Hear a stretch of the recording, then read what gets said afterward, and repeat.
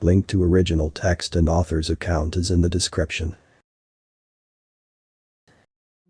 The stench of rotting wood filled the air as Corneliu Drivgoy awoke from his slumber. Just as he liked it. But there was another smell. He could smell it in the background, industrial and new. He gagged as he focused his senses towards it. He hated it with every fiber of his being. Where did it come from? Last he remembered he had been buried in his mausoleum in a remote graveyard in northern Romania. He focused his energy to awake his body to a functional state. A mere minute afterwards he heaved open the heavy top of his sarcophagus. He let it glide to the side, but before it fully opened up it hit something and stopped, leaving the sarcophagus half open. Corneliu peeked out and almost bumped his head against the low ceiling of what appeared to be a metal container around him. Confused by this revelation, he started to search for a way out of this secondary confinement. He carefully slid out of his sarcophagus and started inspecting every centimeter of the bigger box he was trapped in. This required a lot of flexibility since he hadn't much space to work with. "Why do I have to deal with such a thing the moment I wake up?" he complained under his breath. After a few minutes of increasingly difficult acrobatics, he managed to find a small gap between the metal plating. With much effort he managed to quietly open up the gap to a big enough hole to fit a bat through. He smiled before he realized that he had been an idiot for not thinking about using that certain ability sooner to find the gap in the first place. Shaking his head, he dismissed the thought. "No matter," he told himself. "My brain is probably not up to speed yet. Dumb but not a critical error." On that note, he noticed that he was also quite hungry. Laying in dormant sleep for a couple of decades gave one a good appetite. He decided that the priority now would be to carefully find out where he was, how long it had been since he had fallen asleep, and to find a good source of sustenance. He smiled with glee at the last thought. Wanting to waste no more time, he transformed into a bat and flew through the opening he had made. Outside he found himself in what appeared to be a brightly lit warehouse, and it reeked of the smell of well-maintained metal and machinery. Having gone to his slumber in the early 2010s, he knew the sight of a certain device on the wall all too well. A screen with a lot of information displayed hummed continuously, eagerly awaiting someone to use it for what it was made to do. Begrudgingly accepting it as his best and most immediate source of information, he flew towards it. He was relieved when he saw that the terminal was displayed in a language he knew and quickly examined the open panel for useful information. He stared wide-eyed at the device. The year according to the device was 2237, meaning he had slept well over 200 years, which meant it had been his longest slumber yet. The device also displayed a name in the top left, FC Coffin 3. He wondered if the universe was trying to tell him a joke with that sort of a name. Nevertheless, he was now at least 90% sure that he was on some sort of ship, and a ship had to have crew, which meant that he could have his desires met. Transforming into his normal form, he managed to dig through the varying options on the device and find a map of the ship. What he found made him coil back a bit. All the different names and descriptions of rooms were eerily close to what the humans had envisioned for spaceships in their science fiction fantasies. His curiosity won over his sense of disgust for the device, and after what seemed like hours but was only a dozen minutes, he finally found all the information he could. He was not happy with what he found out. He was on a spaceship. A fusking spaceship. Headed towards the Alpha Centauri system and with only one crew member aboard.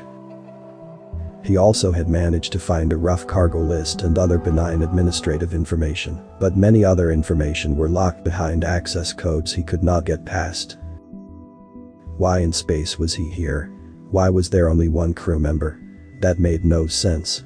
As his mind whirled around, his unsatisfied hunger took over him. He needed food now, no matter why he was here. Turning back into a bat, he found a ventilation shaft and crawled into it. Flying through it, he tried to find the scent of the sole human aboard. The smell of machinery and metal was distracting, but after flying around the vents for a while he managed to smell the tasty scent of fresh blood. He rushed through the ventilation system, following the scent, until he managed to find the human. Looking through the vent, he saw the human sitting in a chair in front of multiple displays with way too much information on them than he could handle to take in. He carefully crawled out of the vent, his mouth already dripping with saliva at the thought of his meal. He flew behind the human, who was so fixated on the screens that she didn't notice anything around her. Turning into his human form, without making a sound, he closed up the last steps towards the human ready to strike. Then he leapt forward and bit his victim perfectly in the neck. In the moment he awaited to be treated with the satisfaction of fresh blood in his mouth, severe confusion and disgust hit him instead. The only thing his teeth had felt was a plastic-like substance, and his mouth was filling with some kind of hydraulic fluid.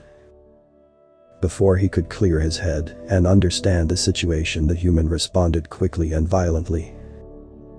He immediately was knocked in the head by the elbow of the human, which, thankfully, freed him from the most disgusting bite in his entire immortal life.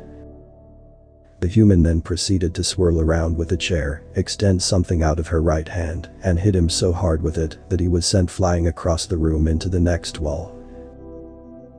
The impact nearly knocked him out and put him in shock, unable to do anything meaningful but stutter incoherently. "What the, how, what?" He coughed out the hydraulic fluid that was still in his mouth and looked at the small puddle in disgust. Only after doing so did he notice that there was a gaping wound in his chest, right where the human had punched him. The wound seemed cauterized through heat, and it was only now that his brain relayed to him how much it actually burned. Hit by the sudden burst of pain, he gasped for air and whimpered. From the corner of his vision he could make out movement. Trying to focus on something other than his wound, he forced himself to look up. He saw that the human was carefully moving towards him. From one of her hands a blade that fizzled with heat was sticking out. He looked at it with awe, wondering how such a blade worked, and started to put things together. His thought process, however, was interrupted. "Who the fuck are you?" shouted the human at him with fear and confusion in her voice. Cornel, you Dr. Goy," he managed to mangle out of his mouth. "What in the heavens were you trying to achieve with biting me, you sick fusk?" she shouted, now more angry than fearful. "And how in space did you get on the ship?" Regaining some more of his mental capacity as the shock was ebbing off, he responded, "That last one I am wondering about myself." Her eyes twitched. "You're trying to tell me that you don't know how you got on? Are you serious? You have to be a criminal mastermind to try and get past security without proper authentication. Especially if a transport like this one is only supposed to have one living creature on it." "Well, technically, I wasn't alive until maybe half an hour ago." "Are you trying to tell me you were hiding in cryostasis? But there aren't supposed to be any cryopods on board this ship." She looked at her left arm, and a panel of some sort opened up on it. "Any old sarcophagus on your list?" he muttered. She looked up from her left arm and asked, "Old sarcophagus?" with a confused expression. Then she started putting things together in her head. No. No way in space. It can't be. You are joking, right? This has to be some sort of prank, or are you actually trying to fusking tell me that you are? "Yes." She proceeded to stare at him with a glare that could kill, and then promptly turned around and walked back to her working station. "Hey, don't you want to at least help me?" After you tried to bite me, you immortal monster. No fusking way. You probably have healing powers anyway, don't you? The answer to her question was yes, but it was a long and painful process that also needed a lot of energy. He watched her work at her workstation as he tried to ignore the pain. She seemed a bit unnerved in her movement, but calmer than when she had shouted at him a few moments ago. After tapping on a few screens, she walked towards a wall panel that, upon a click on the display, opened up a small wall cabin. In it lay what appeared to be a replica of the back of a human neck. She continued by grabbing the back of her own neck, where his teeth marks were still visible, and took that part of her body off. After which she placed the damaged piece in the wall cabin, took out the new piece, and placed it in its designated place. Corneliu watched the procedure with awe, and the realization that quite a lot of the science fiction ideas he had read were actually correct and what they predicted left him stunned. Considering that such things normally turned out quite different to what they had been imagined as. As he was still trying to grasp what an extensive revelation this was, the human put her attention back to him. Okay, listen. I have no idea what to do with you now, and honestly the best option would be to just vent your sorry existence out the goddamn airlock. Give me one reason why I shouldn't do that. She looked at him expectantly. Well, immortality seems like something I apparently can't offer you anymore. He coughed to buy him some time to think. But maybe you might not want to damage your cargo. So, I should just pretend you to only be cargo, after you tried to suck me dry of my blood? Well, technically I should be part of the cargo, since I was part of the sarcophagus you were transporting. She seemed to think for a moment before replying. But it doesn't list you as a living being, so I could just freeze you in the vacuum anyway, and put you back in your place afterwards. Corneliu gulped at the thought. Or maybe you could just feed me, and I'll voluntarily return to my slumber. That way you don't have to damage your cargo, and I won't disturb you for the rest of the journey.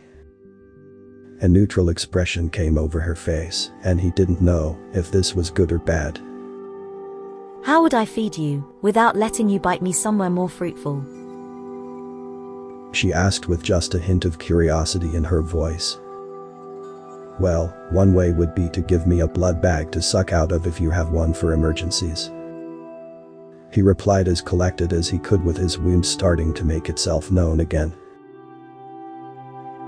With a poker face, she stood up and walked back to her workstation. Her fingers flew over the different interfaces, and soon after Corneliu held a full blood bag in his hand. Thank you.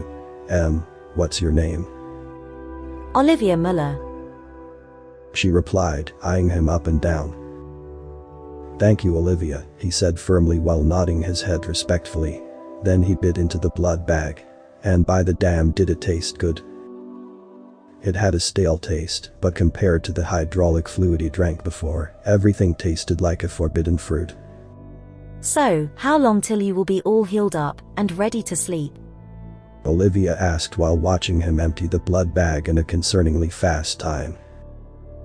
I just have to slip out of consciousness, as if I were to sleep, and the healing will start. And considering what you did to me, it might take a day or two for it to be fully healed up. Good to know, she said as she went back to her workstation. May I ask a question? He asked. Sure. Go ahead. We got plenty of time. She replied as she started typing something up on her interfaces again. I mean no disrespect, but how much of your body is no longer human? She turned her head around to look at him. Only now did he notice that she actually had dark purple eyes. That is a very personal question, you know. The short answer is, a lot of it. And the long answer, I won't tell you. She went over to her wall locker and grabbed a metal object he couldn't identify out of it. I understand, he said, his voice unsteady. Never before had he felt such danger emanating from a mortal, especially from someone he had tried to turn into his next victim. With his best gentleman etiquette he added, Again I thank you, and I'm extremely sorry for the bad greeting and my rude manners. While he was speaking, she moved over to him, the long metal object in hand. Apology accepted, but it is time for you to sleep now. She heaved up the object over his head. Wait, what? She swung down the object and immediately knocked him out upon impact before he could react. As she looked at him crumbled together on the floor, she almost felt sorry for him.